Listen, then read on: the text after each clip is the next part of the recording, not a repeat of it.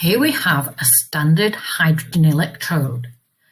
In the standard hydrogen electrode, we have hydrogen gas being pumped in, and the pressure that the hydrogen gas is going in is 1 atmosphere pressure.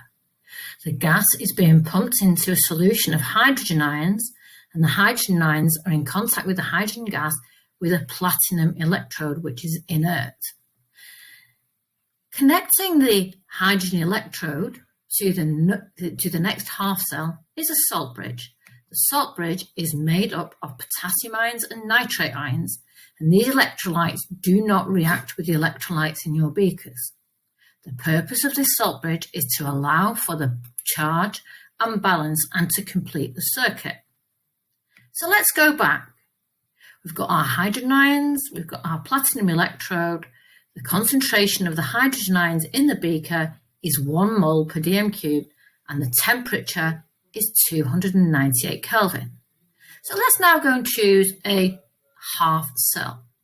Let's go for a copper electrode. When copper is immersed in a solution of its ions, copper ions at 1 mole per dm cubed, exactly the same temperature, we can see here a recording on our high resistance voltmeter.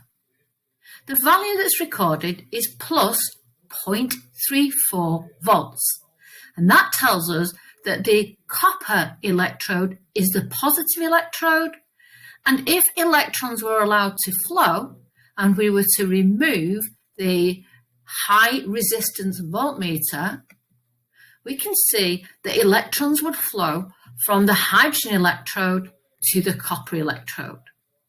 Thus, copper ions would become reduced to copper metal, and the hydrogen would get oxidized to hydrogen ions.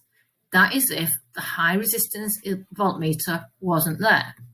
When the high resistance voltmeter is there, current isn't allowed to flow, and this shows the difference in potential for the copper half electrode to gain electrons and for the hydrogen electrode to lose electrons.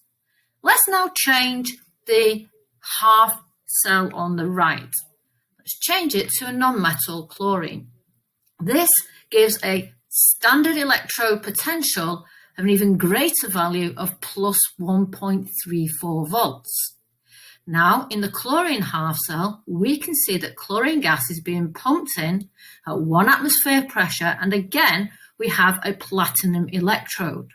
The platinum electrode is there to conduct electricity, but is inert and doesn't take part in the reactions.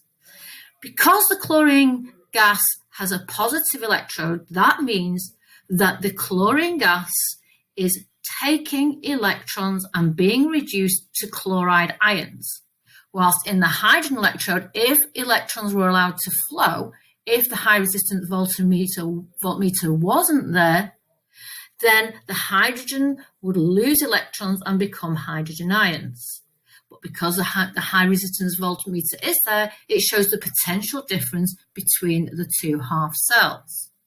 Let's now choose another half cell.